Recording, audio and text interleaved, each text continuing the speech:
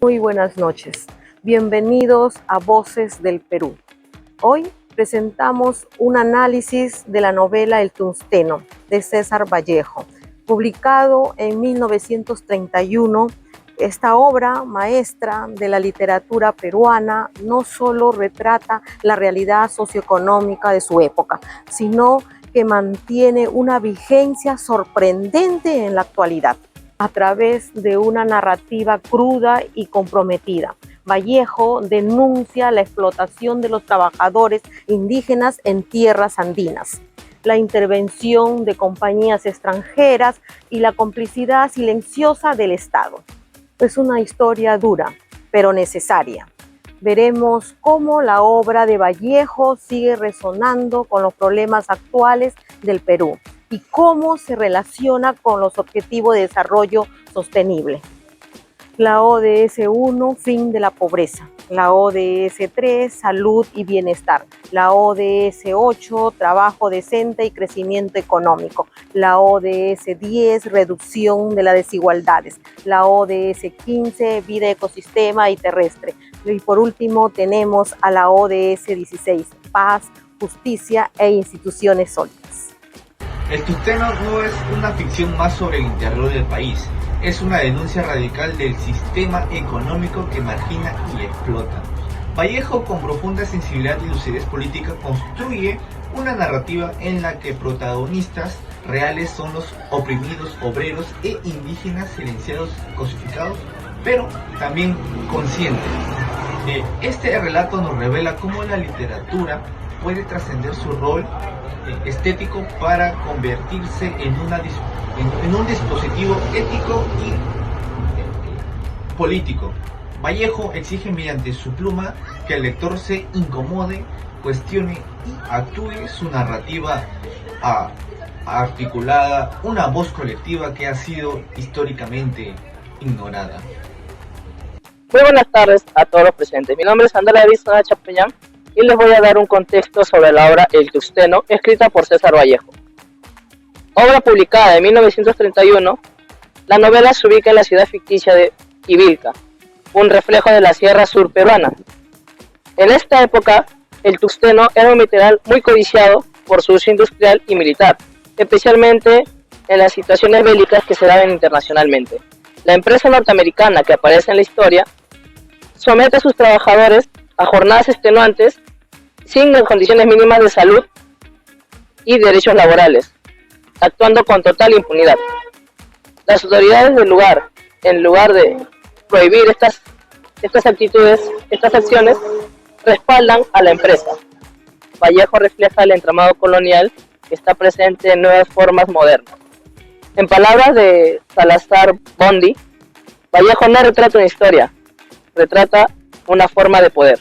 Muy buenas noches, Magíster Lourdes Beltrán. Gracias por acompañarnos el día de hoy y gracias por cedernos este espacio para poder conversar con usted. Mi nombre es Leslie Angie Rivadeneira Vargas. Actualmente somos un grupo de estudiantes desarrollando un trabajo académico de un guión de reportaje basado en un análisis de una novela literaria llamada El Tungsteno de César Vallejo. Consideramos que esta novela aborda varios temas fundamentales como de desigualdad, discriminación y explotación social. Bueno, a pesar de haber sido escrita hace muchos años, en 1931, El Tungsteno, los problemas siguen siendo muy actuales en la realidad de nuestro querido Perú. El objetivo de esta entrevista es conocer su opinión como experta en textos académicos y entender cómo puede analizar esta obra en forma crítica y reflexiva en el ámbito universitario. La entrevista consta de 4 preguntas que se realizará en la búsqueda de fomentar una conversación enriquecedora y bueno, dando paso a mi compañero Derek. Buenas noches con todos. El día de hoy vamos a iniciar una entrevista sobre la obra El Tungsteno de César Vallejo, al cual nos acompaña la magíster Lourdes Beltrán. La entrevista se basa en lo que César Vallejo quiere representar con esta obra, cómo se vivió en esa época, qué hechos pasó Aparte de eso, también vamos a ver cómo se relaciona esta narrativa con las ODS que actualmente estamos empleando. Bien, muy buenas noches. Buenas noches, Magíster. ¿Le parece si comenzamos con unas pequeñas preguntas? Perfecto. Desde su análisis como especialista, ¿qué recursos literarios o narrativos emplea Vallejo en el Tuxteno para transformar una denuncia social como la obra literaria?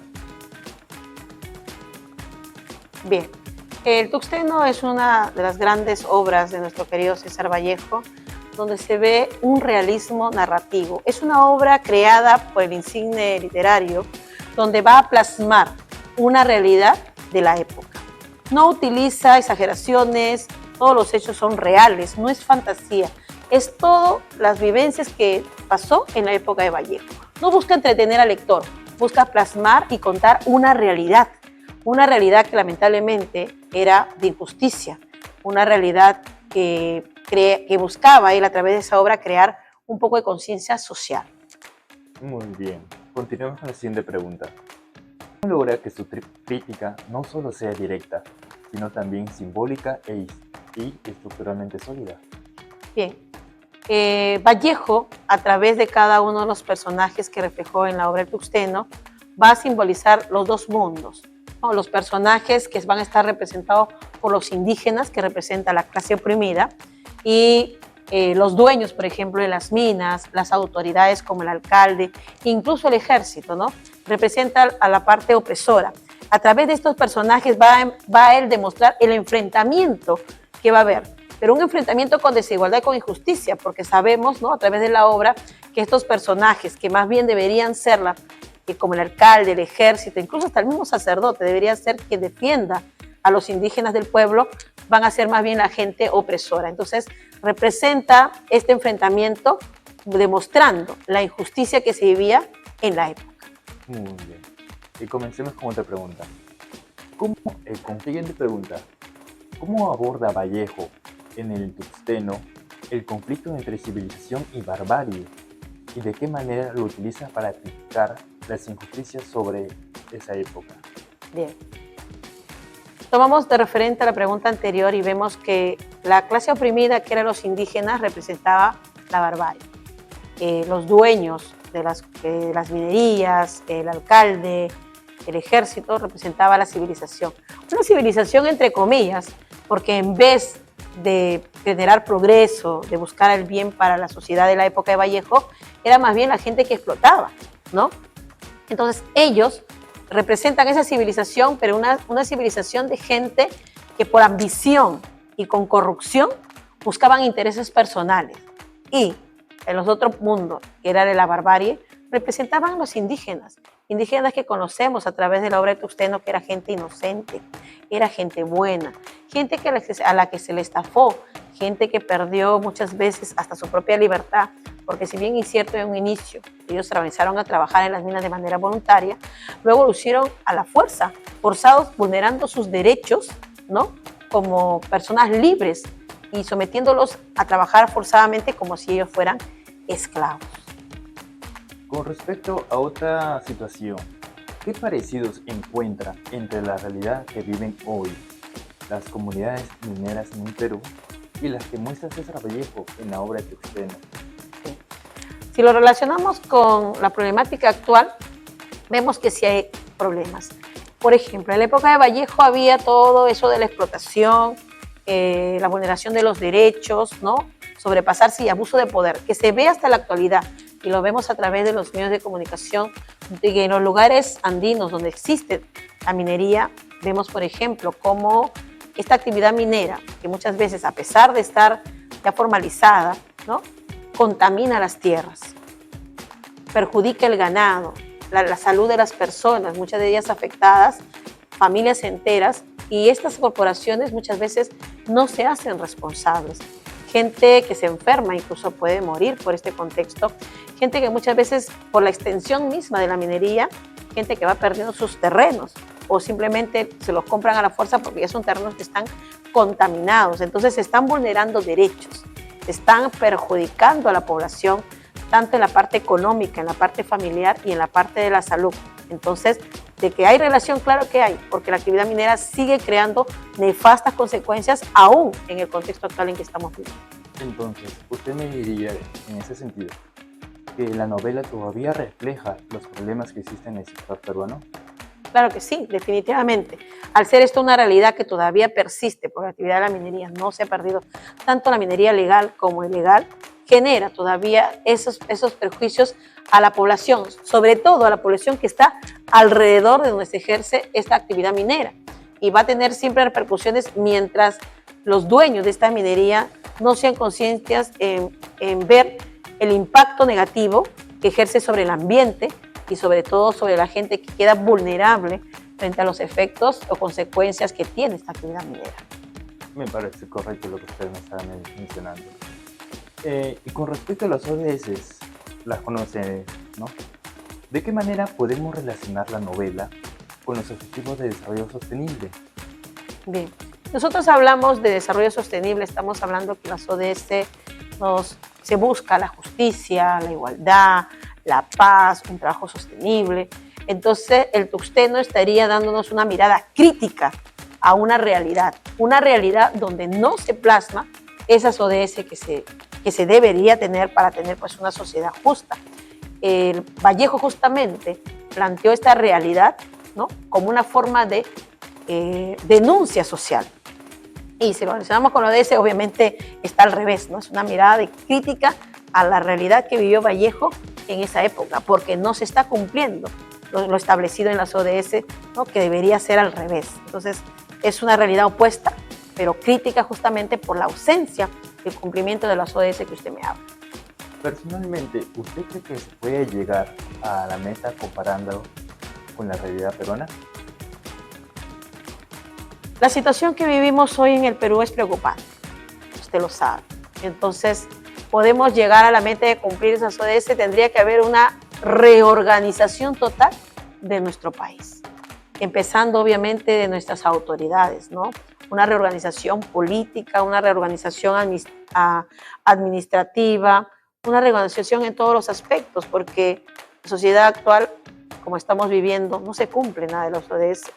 Se busca, se habla mucho en teoría, pero en la realidad no se plasma, porque estamos en una injusticia, en una corrupción, en una desigualdad total a nivel económico, social, y sobre todo una inseguridad ciudadana que crece cada día más. Entonces, cambiar requiere un cambio total, desde las autoridades hasta la población.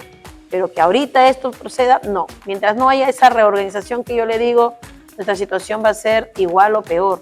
Pero que se requiere un cambio urgente, claro que sí. Porque creo que todos nosotros merecemos vivir en un lugar digno, en un lugar justo, con igualdad, como dicen las ODS, ¿no?, para que podamos vivir en una nación correcta, una nación segura, donde usted sea viva feliz, ¿no?, por lo menos dentro de lo que es aceptable, pero requerimos reorganizarnos completamente. Agradezco profundamente su participación, Magister, y espero que esta entrevista haya ayudado para poder profundizar y analizar más críticamente esta maravillosa obra. Muchas gracias, Magister. Para servirte. Hasta luego. Agradecemos por su buena interpretación y su mirada académica que ha enriquecido la literatura con la realidad, el presente y el pasado. Lo deja muy en claro que la obra literaria del Tuxteno es una obra literaria que se debe leer y releer bajo las expectativas humanitarias comprometidas. Gracias. El Tuxteno es una denuncia convertida en narrativa. Su vigencia radica en que las problemáticas que expone, como explotación, inclusión, silencio institucional, no han sido resueltas, sino sofisticadas. Vallejo invita al lector a no ser un mero espectador, sino a mirar más allá del relato, a reconocer el sufrimiento del otro. Una responsabilidad propia. La lectura vallejiana, como afirmó Arriola, no consuela, convoca a la transformación. Como bien expresó Vallejo, la tierra fue abierta como una herida para sacar sangre negra del mineral. Y mientras tanto esa herida permanezca abierta, su palabra seguirá siendo necesaria.